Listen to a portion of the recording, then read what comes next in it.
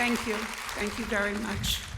I would like to begin by offering a very humble and grateful thank you to a few very special people that have been with me on this journey.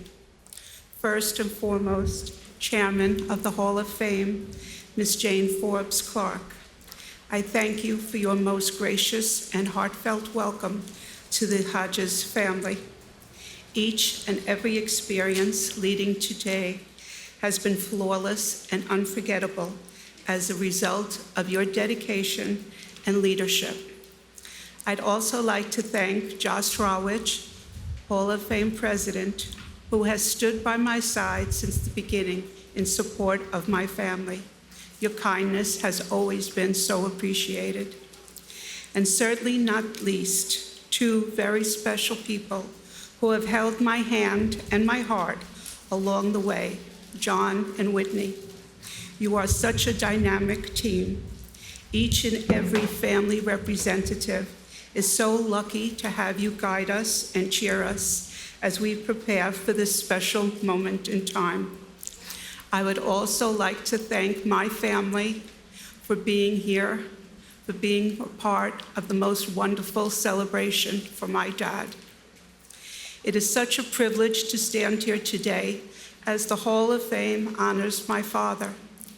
He was a very humble man, but he would be so proud to be here with the best of the best in baseball.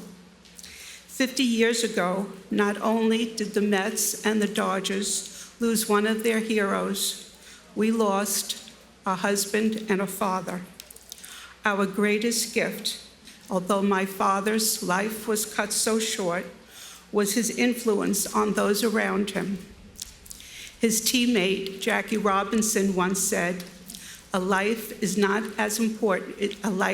important except for the impact it leaves on others. My father sincerely believed that and led a life that has impacted others in a positive way. You will hear a lot today about Gil Hodges, the baseball player, what he did on the field and in the dugout. You will hear how he was the dominant first baseman of the 1950s. You will hear how he led all Major League first basemen during that decade in home runs, RBIs, hits, and games played. And you will hear also how he took a team affectionately known as the Lovable Losers and turned them into the Miracle Mets in just 2 short seasons.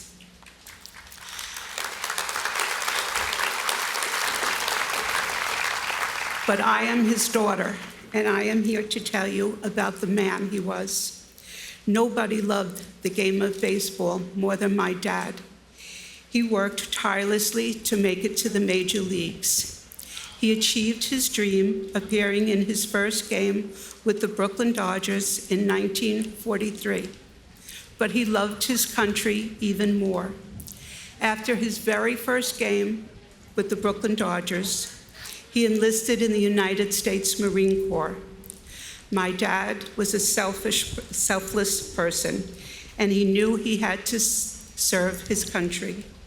He would leave his baseball career behind, never knowing if he would make it back, and he would serve and protect his country. My dad proudly served in the Battle of Okinawa, where he was awarded the Bronze Medal and a Combat V Medal for heroism under fire. Through all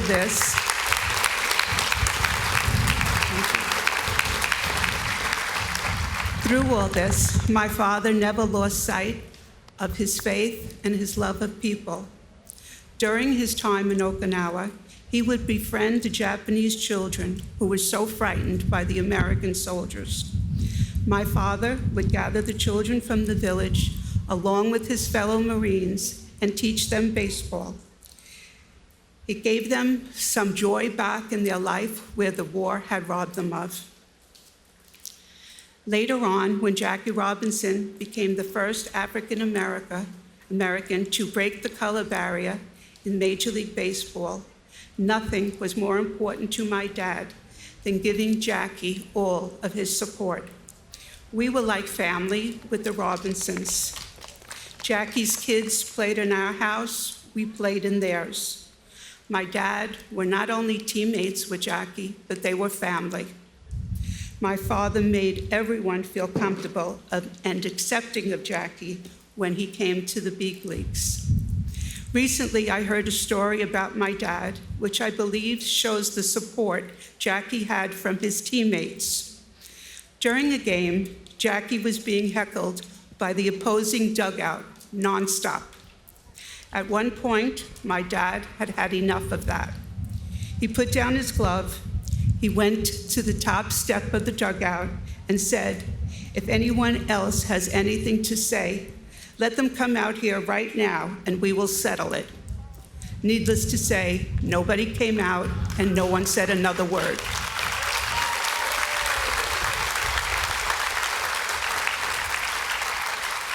My dad had an open heart for Jackie. They were close until the day my dad passed. On the day of my father's funeral, Jackie cried uncontrollably, saying, "Next to my son's death, this was the worst day of my life." Soon after, my father passed, so did Jackie. Duke Snider said my dad was a great ball player, but he was an even greater man. He set an atmosphere in the Brooklyn team in which there was never any animosity or jealousy. He was a true leader of men and built camaraderie among his teammates. Everyone wanted to win, but never put themselves above anyone else on that field. My father had a special relationship with the Brooklyn fans. Even though he was from Indiana, he loved Brooklyn and became a part of his community. He went to church there, he walked to the stores, he would take us sledding when there was snow. There was never any pretense about him. He was an ordinary man and everybody knew him. He was respected and he showed respect to everyone as well. When my father slumped in the 1952 World Series, Brooklyn fans loved him. Who goes 0 for 21 and gets a standing ovation every time at bat? That's exactly what happened to my dad. The Brooklyn fans loved my father, and they loved their team. So when the Dodgers finally beat the Yankees in 1955 World Series, it was one of the greatest days that Brooklyn had ever known. There was no more wait till next year. So it's easy to understand that when the Dodgers left Brooklyn, the borough lost a piece of its heart. My dad was also proud of being part of a Dodger team that won it all in 1959. After his playing days ended, his strong leadership skills would lead him to a managerial position, with his biggest days coming back in New York and with the New York Mets. Some of his players feared him, others complained about his platooning system, but they respected him. He was a fair manager. He wanted the best from every player on the field and believed they could do that. He felt the team owed that to the fans and to the front office. The expectation, you always give 100%. My father already had a reputation for being a stern manager with the Washington Senators. He was very strict on bed check during road trips, and when he found out that 4 of his players had skipped bed check, he held a team meeting the next day in the clubhouse. Never one to embarrass anyone, he told them he was aware that some of the players had skipped bed check, and there was a cigar box on his desk. At the end of the day, he wanted $100 from each of those players. At the end of the day, there was $700 in that box. It was important to my dad to create an atmosphere of honesty in his clubhouse, and he did just that. The most important lesson he taught his players and his children: never lie. He would tell us, you need to look in that mirror and have respect for the person you see. I know there are many here today that would agree that my father's finest hour was managing the Miracle Mets of the 1969 World Series championship. His immediate reaction to my mom, we did it.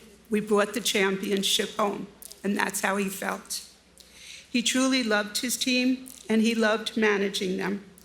He knew how good they could be and how successful they would be, and now they believed it. The great Met pitcher Jerry Koosman said, Gil Hodges was the most important part of our '69 Met team because he made us believe in ourselves. The '69 Mets did what nobody thought could be done, and that made my father so proud for his team. I am proud today that we have 4 of our amazing Mets with us to honor my dad: Cleon Jones, Ed Kranepool, Art Shamsky, and Ron Swoboda.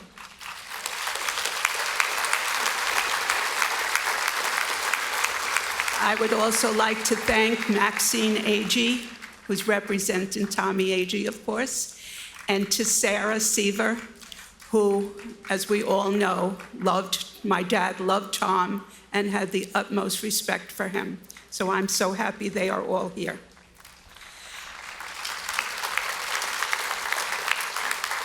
I would be remiss if I did not take a moment to thank the most outstanding Met I know, and that is Jay Horowitz and his lovely lady, Linda. Thank you both so much for all you have done to help celebrate this very special time in our family's lives. My mom loves you both so much. Your daily calls brighten her day, and we love you both so much. My dad's humility, ever present. In his office, right after the big win, my mom said to him, Gil, call your mother. She must be so excited. My dad's reply, Joan, that's a long-distance call. I don't think I should make that from the office. I'll wait until I go home. Here, he had just achieved a miracle of all baseball miracles, yet he would only do what he thought was the right thing. That was my dad. Today, I am especially happy for my mother. When the call came from the Hall of Fame and I heard, this is Jane Forbes Clark and it is my honor, I began sobbing, probably as much as I did when I lost my father. I was so beyond happy for him, and even thrilled that my mom at 95 would be able to hear this news. My mom is watching today from our home in Brooklyn. And to my dad,